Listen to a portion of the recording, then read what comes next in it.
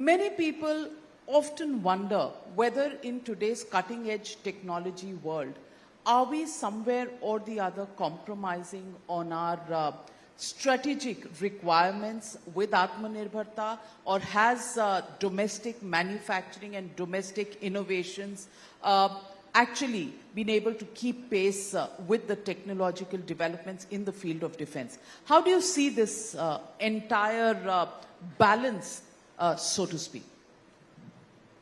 So let me mention to begin with about exercise Bharat Shakti, which we recently did in Pokhran. And the aim was to demonstrate our ongoing efforts and initiatives towards capability development through Atmanirbharta. It was also an opportunity for us to showcase the robustness, the reliability, and the effectiveness of indigenous systems that are currently in service. And I think we were able to do that to great satisfaction. I mentioned about the necessity to become self-reliant. In fact, I would go a step ahead and describe it as a strategic imperative for the future. It is not only for conventional platforms.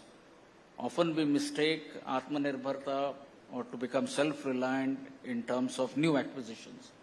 But in my opinion, it is as important or perhaps more important for us to be able to source our requirements for sustenance, such as ammunition, your spares and other requirements, also indigenously. That is one part.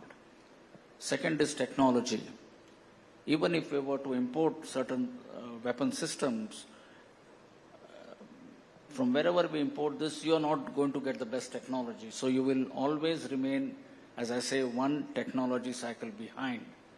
Hence, it is important for us to develop our own capabilities in terms of developing technologies, and hence the importance of the research and development. And I think in that direction, again, adequate emphasis is being done.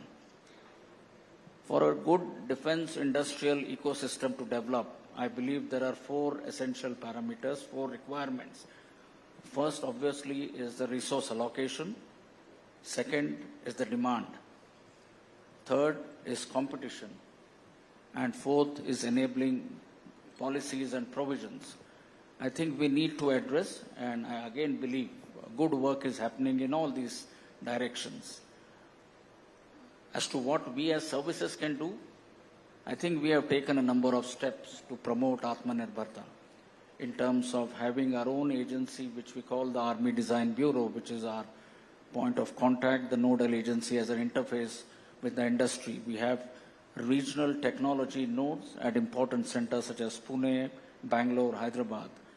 We have Indian Army cells co-opted with institutes of academic excellence such as the IITs.